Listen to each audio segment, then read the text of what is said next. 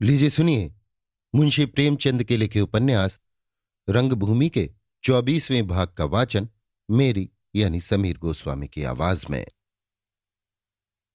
सूरदास की जमीन वापस दिला देने के बाद सोफिया फिर मिस्टर क्लार्क से तन गई। दिन गुजरते जाते थे और वो मिस्टर क्लार्क से दूरतर होती जाती थी।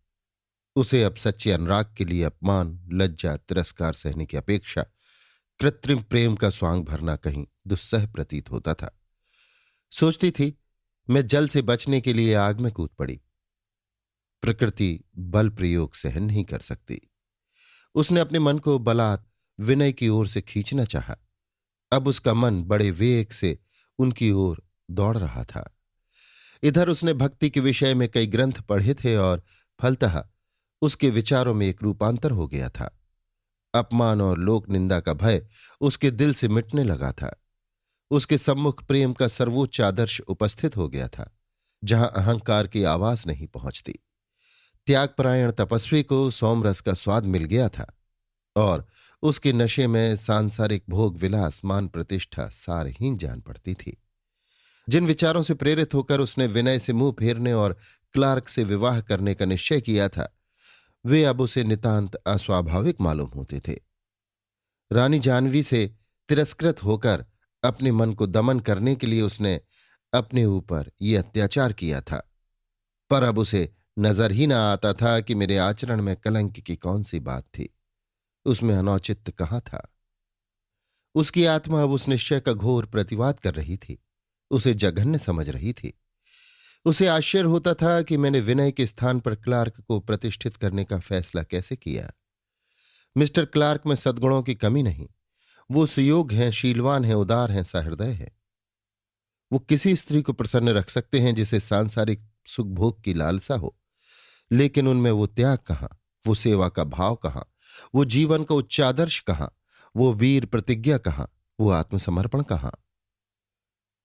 उसे अब प्रेमानुराग की कथाएं और भक्ति रस प्रधान काव्य, जीव और आत्मा, आदि और अनादि, पुनर्जन्म और मोक्ष आदि गूढ़ विषयों की व्याख्या से कहीं आकर्षक मालूम होते थे। इसी बीच में उसे कृष्ण का जीवन चरित्र पढ़ने का अवसर मिला और उसने उस भक्ति की जड़ हिला दी जो उसे प्रभु मसीह से मिली थी। वो मन में दोनों महान पुरुषों की तुलना किया करती। मसीही की दया की अपेक्षा उसे कृष्ण के प्रेम से अधिक शांति मिलती थी। उसने अब तक गीता ही के कृष्ण को देखा था और मसीह की दयालुता, सेवाशीलता और पवित्रता के आगे उसे कृष्ण का रहस्यमय जीवन गीता की जटिल दार्शनिक व्याख्याओं से भी दुर्बोध जान पड़ता था। उसका मस्तिष्क गीता के विचारोत्कर्ष के सामने झुक जाता था, पर उसके मन में भक्ति का भाव न उत्पन्न होता था। कृष्ण के बाल जीवन को उसने भक्तों की कपोल कल्पना समझ रखा था और उस पर विचार करना ही व्यर्थ समझती थी। पर अब ईसा की दया इस बाल क्रीड़ा के सामने नीरस थी। ईसा की दया में आध्यात्मिकता थी, कृष्ण के प्रेम में भावुकता। ईसा की दया आकाश की भांति अनंत थी, कृष्ण का प्रेम नवकुसुमित नवपल्लवित उद्यान की भांति मनोहर। ईसा की दया जल प्रवाह की मधुर ध्वनि थी, कृष्ण का प्रेम वंशी की व्याकुल टेर। एक देवता था, दूसरा मनुष्य। एक तपस्वी था, दूसरा कवि। एक में जागृति और आत्मज्ञान था, दूसरे में अनुराग और उन्माद। एक व्यापारी था, हानि लाभ पर निगाह रखने वाला, दूसरा रसिया था, अपने सर्वस्व को दोनों हाथों से लुटाने वाला। एक संयमी था, दूसरा भोगी। अब सोफिया का मन नित्य सी प्रेम क्रीड़ा में बसा रहता था। कृष्ण ने उसे मोहित कर लिया था, उसे अपनी वंशी की ध्वनि सुना दी थी। मिस्टर क्लार्क का लौकिक शिष्टाचार अब उसे हास्यास्पद मालूम होता था। वो जानती थी कि ये सारा प्रेमालाप एक परीक्षा में भी सफल नहीं हो सकता। वो बहुधा उनसे रुखाई करती। वो बाहर से मुस्कुराते हुए आकर उसकी बगल में कुर्सी खींचकर बैठ जाते और ये उनकी ओर आंखें उठाकर भी न देखती। यहां तक कि कई बार उसने अपनी धार्मिक अश्रद्धा से मिस्टर क्लार्क के धर्मपरायण हृदय को कठोर आघात पहुंचाया। उन्हें सोफिया एक रहस्य सी जान पड़ती थी, जिसका उद्घाटन करने में वो असमर्थ थे। उसका अनुपम सौंदर्य, उसकी हृदयहारिणी छवि, उसकी अद्भुत विचारशीलता उन्हें जितने जोर से अपनी ओर खींचती थी, उतनी ही उसकी मानशीलता, विचार स्वाधीनता और अनम्रता उन्हें भयभीत कर देती थी। उसके सम्मुख बैठे हुए वो अपनी लघुता का अनुभव करते थे। पग पग पर उन्हें ज्ञात होता था कि मैं इसके योग्य नहीं हूं। इसी वजह से इतनी घनिष्ठता होने पर भी उन्हें उसे वचनबद्ध करने का साहस न होता था। मिसेस सेवक आग में ईंधन डालती रहती थी। एक ओर क्लार्क को उकसाती, दूसरी ओर सोफी को समझाती। तू समझती है जीवन में ऐसे अवसर बार बार आते हैं, ये तेरी गलती है। मनुष्य को केवल एक अवसर मिलता है और वही उसके भाग्य का निर्णय कर देता है। मिस्टर जॉन सेवक ने भी अपने पिता के आदेशानुसार दो रुखी चाल चलनी शुरू की। वो गुप्त रूप से तो राजा महेंद्र कुमार की कल घुमाते रहते थे, पर प्रकट रूप से मिस्टर क्लार्क के आदर सत्कार में कोई बात उठा न रखते थे। रहे मिस्टर ईश्वर सेवक, ये तो समझते थे खुदा ने सोफिया को मिस्टर क्लार्क ही के लिए बनाया है। ये अक्सर उनके यहां आते थे और भोजन भी वहीं कर लेते थे। जैसे कोई दलाल ग्राहक को देखकर उसके पीछे पीछे हो लेता है और उसे किसी दूसरी दुकान पर बैठने नहीं देता, वैसे ही मिस्टर क्लार्क को घेरे रहते थे कि कोई ऊंची दुकान उन्हें आकर्षित न कर ले। मगर इतने शुभेच्छकों के रहते हुए भी मिस्टर क्लार्क को अपनी सफलता दुर्लभ मालूम होती थी। सोफिया को इन दिनों बनाव सिंगार का बड़ा व्यसन हो गया था। अब तक उसने मांग, चोटी या वस्त्राभूषण की कभी चिंता न की थी। भोग विलास से दूर रहना चाहती थी। धर्म ग्रंथों की यही शिक्षा थी। शरीर नश्वर है, संसार आसार है, जीवन मृग तृष्णा है, इसके लिए बनाव संवार की जरूरत नहीं। वास्तविक श्रृंगार कुछ और ही है, उसी पर निगाह रखनी चाहिए। लेकिन अब वो जीवन को इतना तुच्छ न समझती थी। उसका रूप कभी इतने निखार पर न था, उसकी छवि लालसा कभी इतनी सजग न थी। संध्या हो चुकी थी। सूर्य की शीतल किरणें किसी देवता के आशीर्वाद की भांति तरुपुंजों के हृदय को विहसित कर रही थी। सोफिया एक कुंज में खड़ी आप ही आप मुस्कुरा रही थी कि मिस्टर क्लार्क की मोटर आ पहुंची।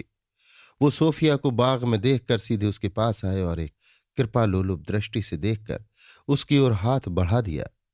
सोफिया ने मुंह फेर लिया, मानो उनके बढ़े हुए हाथ को देखा ही नहीं। सहसा एक क्षण बाद उसने हास्य भाव से पूछा, आज कितने अपराधियों को दंड दिया? मिस्टर क्लार्क झेंप गए, सकचाते हुए बोले, प्रिय, ये तो रोज की बात है, इनकी क्या चर्चा करूं? सोफी, तुम ये कैसे निश्चय करते हो कि अमुक अपराधी वास्तव में अपराधी है? इसका तुम्हारे पास कोई यंत्र है? क्लार्क, गवाह तो रहते हैं। सोफी, गवाह हमेशा सच्चे होते हैं? क्लार्क, कदापि नहीं। गवाह अक्सर झूठे और सिखाए हुए होते हैं। सोफी, और उन्हीं गवाहों के बयान पर फैसला करते हो? क्लार्क, इसके सिवा और उपाय ही क्या है? सोफी, तुम्हारी असमर्थता दूसरे की जान क्यों ले? इसलिए कि तुम्हारे वास्ते मोटर कार, बंगला, खानसामे, भांति भांति की शराबें और विनोद के अनेक साधन जुटाए जाए? क्लार्क ने हतबुद्धि की भांति कहा, तो क्या नौकरी से इस्तीफा दे दूं?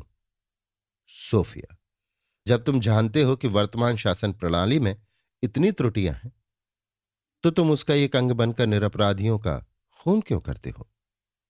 क्लार्क, प्रिय, मैंने इस विषय पर कभी विचार नहीं किया। सोफिया, और बिना विचार किए ही नित्य न्याय की हत्या किया करते हो, कितने निर्दयी हो। क्लार्क, हम तो केवल एक कलपुर्जे हैं, हमें ऐसे विचारों से क्या प्रयोजन? सोफी, क्या तुम्हें इसका विश्वास है कि तुमने कोई अपराध नहीं किया? क्लार्क, यह दावा कोई मनुष्य नहीं कर सकता। सोफी, तो तुम इसलिए दंड से बचे हुए हो कि तुम्हारे अपराध छिपे हुए हैं।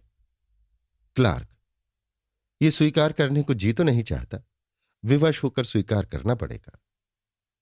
सोफी, आश्चर्य है कि स्वयं अपराधी होकर तुम्हें दूसरे अपराधियों को दंड देते हुए जरा भी लज्जा नहीं आती। क्लार्क, सोफी, इसके लिए तुम फिर कभी मेरा तिरस्कार कर लेना। इस समय मुझे एक महत्व के विषय में तुमसे सलाह लेनी है, खूब विचार करके राय देना। राजा महेंद्र कुमार ने मेरे फैसले की अपील गवर्नर के यहां की थी। इसका जिक्र तो मैं तुमसे कर ही चुका हूं। उस वक्त मैंने समझा था गवर्नर अपील पर ध्यान न देंगे। एक जिले के अफसर के खिलाफ किसी रईस की मदद करना हमारी प्रथा के प्रतिकूल है, क्योंकि इससे शासन में विघ्न पड़ता है। किंतु 6-7 महीनों में परिस्थिति कुछ ऐसी हो गई है, राजा साहब ने अपनी कुल मर्यादा, दृढ़ संकल्प और तर्क बुद्धि से इतनी अच्छी तरह काम लिया है कि अब शायद फैसला मेरे खिलाफ होगा। काउंसिल में हिंदुस्तानियों का बहुमत हो जाने के कारण अब गवर्नर का महत्व बहुत कम हो गया है। यद्यपि वो काउंसिल के निर्णय को रद्द कर सकते हैं, पर इस अधिकार से वो असाधारण अवसरों पर ही काम ले सकते हैं। अगर राजा साहब की अपील वापस कर दी गई तो दूसरे ही दिन देश में कोहराम मच जाएगा और समाचार पत्रों को विदेशी राज्य के एक नए अत्याचार पर शोर मचाने का वो मौका मिल जाएगा जो वे नित्य खोजते रहते हैं।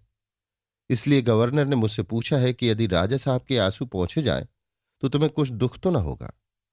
मेरी समझ में नहीं आता इसका क्या उत्तर दूं। अभी तक कोई निश्चय नहीं कर सका। सोफी, क्या इसका निर्णय करना मुश्किल है? क्लार्क, हां, इसलिए मुश्किल है कि जनसम्मति से राज्य करने की जो व्यवस्था हम लोगों ने खुद की है उसे पैरों तले कुचलना बुरा मालूम होता है।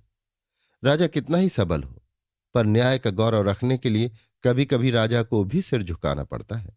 मेरे लिए कोई बात नहीं, फैसला मेरे अनुकूल हो या प्रतिकूल, मेरे ऊपर इसका कोई असर नहीं पड़ता, बल्कि प्रजा पर हमारे न्याय की धाक और बैठ जाती है।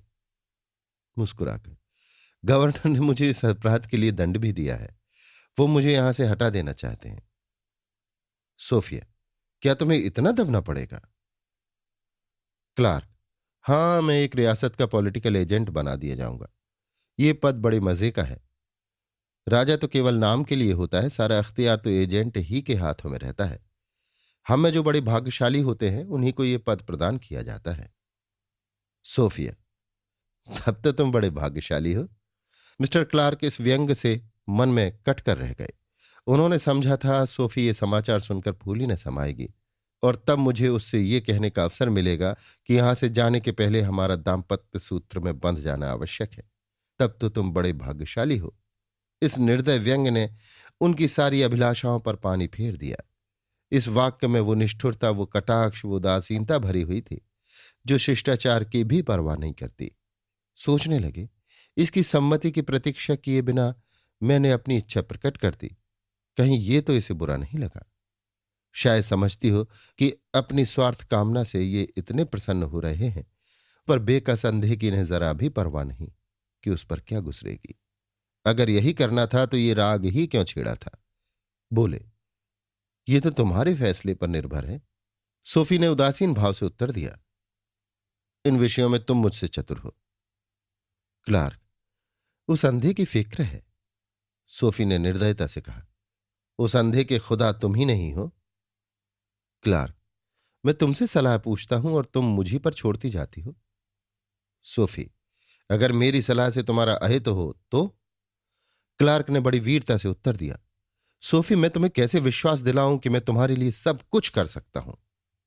सोफी हंसकर, इसके लिए मैं तुम्हारी बहुत अनुग्रहित हूं। इतने में मिसेस सेवक वहां आ गई और क्लार्क से हंस हंसकर बातें करने लगी। सोफी ने देखा अब मिस्टर क्लार्क को बनाने का मौका नहीं रहा तो अपने कमरे में चली आई। देखा तो प्रभु सेवक वहां बैठे हैं। सोफी ने कहा, इन हजरत को अब यहां से बोरियां बंधना संभालना पड़ेगा, किसी रियासत के एजेंट होंगे। प्रभु सेवक चौंक कर, कब? सोफी, बहुत जल्द, राजा महेंद्र कुमार इन्हें ले भी थे। प्रभु सेवक, तब तो तुम यहां थोड़ी ही दिनों की मेहमान हो। सोफी, मैं इनसे विवाह न करूंगी। प्रभु सेवक, सच? सोफी, हां, मैं कई दिन से यह फैसला कर चुकी हूं, पर तुमसे कहने का मौका न मिला। प्रभु सेवक, क्या डरती थी कि कहीं मैं शोर न मचा दूं? सोफी, बात तो वास्तव में यही थी। प्रभु सेवक, मेरी समझ में नहीं आता कि तुम मुझ पर इतना अविश्वास क्यों करती हो। जहां तक मुझे याद है मैंने तुम्हारी बात किसी से नहीं कही। सोफी, क्षमा करना प्रभु, न जाने क्यों मुझे तुम्हारे ऊपर विश्वास नहीं आता। तुम में अभी कुछ ऐसा लड़कपन है, कुछ ऐसे खुले हुए निर्द्वंद मनुष्य हो कि मैं तुमसे कोई बात कहते उसी भांति डरती हूं जैसे कोई आदमी वृक्ष की पतली टहनी पर पैर रखते डरता है। प्रभु सेवक, अच्छी बात है, यूं ही मुझसे डरा करो। वास्तव में मैं कोई बात सुन लेता हूं तो मेरे पेट में चूहे दौड़ने लगते हैं और जब तक किसी से कह ना दूं मुझे चैन ही नहीं आता। खैर, मैं तुम्हें इस फैसले पर बधाई देता हूं। मैंने तुम्हें स्पष्ट तो कभी नहीं कहा, पर कई बार संकेत कर चुका हूं कि मुझे किसी दशा में क्लार्क को अपना बहनोई बनाना पसंद नहीं है। मुझे न जाने क्यों उनसे चिढ़ है। वो बेचारे मेरा बड़ा आदर करते हैं, पर अपना जी उनसे नहीं मिलता। एक बार मैंने उन्हें अपनी एक कविता सुनाई थी। उसी दिन से मुझे उनसे चिढ़ हो गई। बैठे सौंठ की तरह सुनते रहे, मानो मैं किसी दूसरे आदमी से बात कर रहा हूं। कविता का ज्ञान ही नहीं। उन्हें देखकर बस यही इच्छा होती है कि खूब बनाऊं। मैंने कितने ही मनुष्यों को अपनी रचना सुनाई होगी, पर विनय जैसा मर्मज्ञ और किसी को नहीं पाया। अगर वो कुछ लिखें तो खूब लिखें। उनका रोम रोम काव्यमय है। सोफी, तुम इधर कभी कुंवर साहब की तरफ नहीं गए थे? प्रभु सेवक, आज गया था और वहीं से चला आ रहा हूं। विनय सिंह बड़ी विपत्ति में पड़ गए हैं। उदयपुर के अधिकारियों ने उन्हें जेल में डाल रखा है। सोफिया के मुख पर क्रोध या शोक का कोई चिन्ह न दिखाई दिया। उसने ये न पूछा क्यों गिरफ्तार हुए, क्या अपराध था। ये सब बातें उसने अनुमान कर ली। केवल इतना पूछा, रानी जी तो वहां नहीं जा रही हैं? प्रभु सेवक, ना, कुंवर साहब और डॉक्टर गांगुली दोनों जाने को तैयार हैं, पर रानी किसी को नहीं जाने देती। कहती है विनय अपनी मदद आप कर सकता है, उसे किसी सहायता की जरूरत नहीं। सोफिया थोड़ी देर तक गंभीर विचार में स्थिर बैठी रही। विनय की वीर मूर्ति उसकी आंखों के सामने फिर रही थी। सहसा उसने सिर उठाया और निश्चयात्मक भाव से बोली, मैं उदयपुर जाऊंगी। प्रभु सेवक, वहां जाकर क्या करोगी? सोफी, ये नहीं कह सकती कि वहां जाकर क्या करूंगी। अगर और कुछ न कर सकूंगी तो कम से कम जेल में रहकर विनय की सेवा तो करूंगी। अपने प्राण तो उन पर निछावर कर दूंगी। मैंने उनके साथ जो छल किया है, चाहे किसी इरादे से किया हो, वो नित्य मेरे हृदय में कांटे की भांति चुभा करता है। उससे उन्हें जो दुख हुआ होगा, उसकी कल्पना करते ही मेरा चित्त विकल हो जाता है। मैं अब उस छल का प्रायश्चित करूंगी, किसी और उपाय से नहीं तो अपने प्राणों ही से। ये कहकर सोफिया ने खिड़की से झांका तो मिस्टर क्लार्क अभी तक खड़े मिसेस सेवक से बातें कर रहे थे। मोटर कार भी खड़ी थी। वो तुरंत बाहर आकर मिस्टर क्लार्क से बोली, विलियम, आज मामा से बातें करने ही में रात खत्म कर दोगे? मैं सैर करने के लिए तुम्हारा इंतजार कर रही हूं। कितनी मंजुल वाणी थी, कितनी मनोहारिणी छवि से कमल नेत्रों में मधुर हास्य का कितना जादू भरकर ये प्रेम याचना की गई थी। क्लार्क ने क्षमा प्रार्थी नेत्रों से सोफिया को देखा। ये वही सोफिया है जो अभी एक ही क्षण पहले मेरी हंसी उड़ा रही थी। तब जल पर आकाश की श्यामल छाया थी, अब उसी जल में इंदु की सुनहरी किरणें नृत्य कर रही थी। उसी लहराते हुए जल की कंपित विहसित चंचल छटा उसकी आंखों में थी। लज्जित होकर बोले, प्रिय क्षमा करो, मुझे याद ही न रही, बातों में देर हो गई। सोफिया ने माता को सरल नेत्रों से देखकर कहा, ममा, देखते हो इनकी निष्ठुरता? ये अभी से मुझसे तंग आ गए हैं। मेरी इतनी सुधि भी ना रही कि झूठे ही पूछ लेते, सैर करने चलोगे? मिसेस सेवा, हाँ विलियम, ये तुम्हारी ज्यादती है। आज सोफी ने तुम्हें रंगे हाथों पकड़ लिया। मैं तुम्हें निर्दोष समझती थी और सारा दोष उसी के सिर रखती थी। क्लार्क ने कुछ मुस्कुराकर अपनी झेप मिटाई और सोफिया का हाथ पकड़कर मोटर की तरफ चले। पर अब भी उन्हें शंका हो रही थी कि मेरे हाथ में जो नाजुक कलाई है वो कोई वस्तु है या केवल कल्पना और स्वप्न। रहस्य और भी दुर्भेद्य होता हुआ दिखाई देता था। ये कोई बंदर को नचाने वाला मदारी है या बालक जो बंदर को दूर से देखकर खुश होता है, उसे मिठाई देता है, पर बंदर के निकट आते ही भय से चिल्लाने लगता है। जब मोटर चली तो सोफिया ने कहा, एजेंट के अधिकार तो बड़े होते हैं। वो चाहे तो किसी रियासत के भीतरी मामलों में भी हस्तक्षेप कर सकता है। क्यों? क्लार्क ने प्रसन्न होकर कहा, उसका अधिकार सर्वत्र, यहां तक कि राजा के महल के अंदर भी होता है। रियासत का कहना ही क्या, वो राजा के खाने सोने आराम करने का समय तक नियत कर सकता है। राजा किससे मिले, किससे दूर रहे, किसका आदर करे, किसकी अवहेलना करे, ये सब बातें एजेंट के अधीन हैं। वो यहां तक निश्चय कर सकता है कि राजा की मेज पर कौन कौन से प्याले आएंगे, राजा के लिए कैसे और कितने कपड़ों की जरूरत है, यहां तक कि वो राजा के विवाह का भी निश्चय करता है। बस यूं समझो कि वो रियासत का खुदा होता है। सोफिया, तब तो वहां सैर सपाटे का खूब अवकाश मिलेगा। यहां की भांति दिन भर दफ्तर में तो न बैठना पड़ेगा। क्लार्क, वहां कैसा दफ्तर? एजेंट का काम दफ्तर में बैठना नहीं है, वो वहां बादशाह का स्थानापन्न होता है। सोफिया, अच्छा, जिस रियासत में चाहो जा सकते हो। क्लार्क, हाँ, केवल पहले कुछ लिखा पढ़ी करनी पड़ेगी। तुम कौन सी रियासत पसंद करोगी? सोफिया, मुझे तो पहाड़ी देशों से विशेष प्रेम है। पहाड़ों के दामन में बसे हुए गांव, पहाड़ों की गोद में चरने वाली भेड़ें और पहाड़ों से गिरने वाले जलप्रपात, ये सभी दृश्य मुझे काव्यमय प्रतीत होते हैं।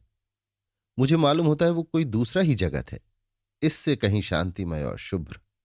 शैल मेरे लिए एक मधुर स्वप्न है। कौन कौन सी रियासतें पहाड़ों में हैं? क्लार्क, भरतपुर, जोधपुर, कश्मीर, उदयपुर। सोफिया, बस तुम उदयपुर के लिए लिखो। मैंने इतिहास में उदयपुर की वीर कथाएं पढ़ी हैं और तभी से मुझे उस देश को देखने की बड़ी लालसा है। वहां के राजपूत कितने वीर, कितने स्वाधीनता प्रेमी, कितने आन पर जान देने वाले होते थे। लिखा है, चित्तौड़ में जितने राजपूतों ने वीर गति पाई, उनके जनेऊ तोले गए तो 75 मन निकले। कई हजार राजपूत स्त्रियां एक साथ चिता पर बैठकर राख हो गई। ऐसे प्रणवीर प्राणी संसार में शायद ही और कहीं हो। क्लार्क, हाँ, वे वृतांत मैंने भी इतिहासों में देखे हैं। ऐसी वीर जाति का जितना सम्मान किया जाए कम है। इसीलिए उदयपुर का राजा हिंदू राजों में सर्वश्रेष्ठ समझा जाता है। उनकी वीर कथाओं में अतिशयोक्ति से बहुत काम लिया गया है। फिर भी यह मानना पड़ेगा कि इस देश में इतनी जांबाज और कोई जात नहीं है। सोफिया, तुम आज ही उदयपुर के लिए लिखो और संभव हो तो हम लोग 1 मास के अंदर यहां से प्रस्थान कर दें। क्लार्क, लेकिन कहते हुए डर लगता है। तुम मेरा आशय समझ गई होगी। यहां से चलने के पहले मैं तुमसे वो चिरसिंचित मेरा जीवन। सोफिया ने मुस्कुरा कर कहा, समझ गई, उसे प्रकट करने का कष्ट न उठाओ। इतनी मंद बुद्धि नहीं हूं, लेकिन मेरी निश्चय शक्ति अत्यंत शिथिल है। यहां तक कि सैर करने के लिए चलने का निश्चय भी मैं घंटों के सोच विचार के बाद करती हूं। ऐसे महत्व के विषय में जिसका संबंध जीवन पर्यंत रहेगा, मैं इतनी जल्द कोई फैसला नहीं कर सकती। बल्कि साफ तो यों है कि अभी तक मैं यही निर्णय नहीं कर सकी कि मुझ जैसी निर्द्वंद स्वाधीन विचार प्रिय स्त्री दाम्पत्य जीवन की योग्य है भी या नहीं। विलियम, मैं तुमसे हृदय की बात कहती हूं। गृहिणी जीवन से मुझे भय मालूम होता है। इसलिए जब तक तुम मेरे स्वभाव से भली भांति परिचित न हो जाओ, मैं तुम्हारे हृदय में झूठी आशाएं पैदा करके तुम्हें धोखे में नहीं डालना चाहती। अभी मेरा और तुम्हारा परिचय केवल 1 वर्ष का है। अब तक मैं तुम्हारे लिए केवल एक रहस्य हूं। क्यों, हूं या नहीं? हां सोफी, वास्तव में अभी मैं तुम्हें अच्छी तरह नहीं पहचान पाया हूं। सोफिया, फिर ऐसी दशा में तुम ही सोचो, हम दोनों का दाम्पत्य सूत्र में बंध जाना कितनी बड़ी नादानी है। मेरे दिल की जो पूछो तो मुझे एक सहृदय, सज्जन, विचारशील और सचरित्र पुरुष के साथ मित्र बनकर रहना उसकी स्त्री बनकर रहने से कम आनंददायक नहीं मालूम होता। तुम्हारा क्या विचार है ये मैं नहीं जानती, लेकिन मैं स्त्री और पुरुष के संबंध को 2 हृदयों के संयोग का सबसे उत्तम रूप नहीं समझती। मैं सहानुभूति और सहवास को वासनामय संबंध से कहीं महत्वपूर्ण समझती हूं। क्लार्क, किंतु सामाजिक और धार्मिक प्रथाएं ऐसे संबंधों को। सोफिया, हाँ, ऐसे संबंध अस्वाभाविक होते हैं और साधारणतः उन पर आचरण नहीं किया जा सकता। मैं भी इसे सदैव के लिए जीवन का नियम बनाने को प्रस्तुत नहीं हूं। लेकिन जब तक हम एक दूसरे को अच्छी तरह समझ न लें, जब तक हमारे अंतःकरण एक दूसरे के सामने आईने न बन जाए, उस समय तक मैं ऐसे ही संबंध को आवश्यक समझती हूं। क्लार्क, मैं तुम्हारी इच्छाओं का दास हूं।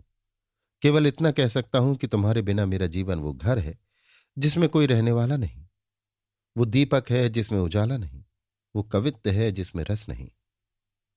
सोफिया, बस बस, ये प्रेमियों की भाषा केवल प्रेम कथाओं के ही लिए शोभा देती है। ये लो, पाणीपुर आ गए, अंधेरा हो रहा है, सूरदास चला गया होगा। ये हाल सुनेगा तो उस गरीब का दिल टूट जाएगा। क्लार्क, उसके निर्वाह का और कोई प्रबंध कर दूं? सोफिया, इस भूमि से उसका निर्वाह नहीं होता था, केवल मोहल्ले के जानवर चरा करते थे। वो गरीब है, भिखारी है, पर लोभी नहीं। मुझे तो वो कोई साधु मालूम होता है। क्लार्क, अंधे कुशाग्र बुद्धि और धार्मिक होते हैं। सोफिया, मुझे तो उसके प्रति बड़ी श्रद्धा हो गई है। ये देखो, पापा ने काम शुरू कर दिया।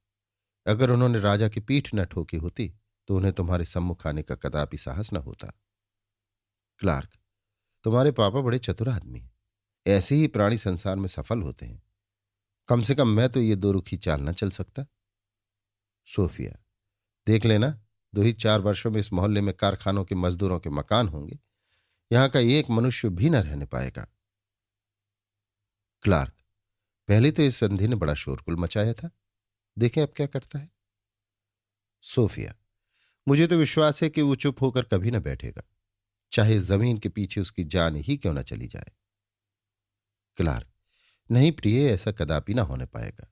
जिस दिन ये नौबत आएगी, सबसे पहले सूरदास के लिए मेरे कंठ से जय ध्वनि निकलेगी। सबसे पहले मेरे हाथ उस पर फूलों की वर्षा करेंगे।